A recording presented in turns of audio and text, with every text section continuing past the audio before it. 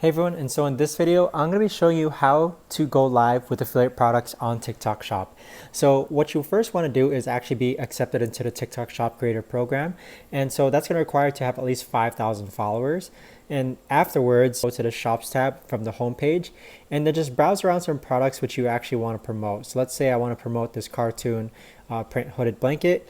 When you see that toggle button down on the bottom hand side, you want to click it and then click on the add to showcase button.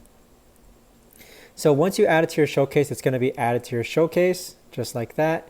And if you go back and then go to your profile and then scroll up and click on showcase, you're going to see the products that you just added over here. Now I've already added to that product to that showcase, but you can see there's a bunch of products here that I've added to my showcase. So all of these products I could actually live stream with. Now if I go back, what you're going to do next in order to go live with it is click on the plus icon in the middle. It says live, and this is me right now. And so afterwards, you want to click on products in the bottom left hand side, and then click on add products. And then this is that product that we just added to our showcase, that cartoon print hooded or hoodie. Now these are all the products. Like I said, you do have to add products to your showcase in order to go live with them. So that's how you actually go live with affiliate products in TikTok Shop.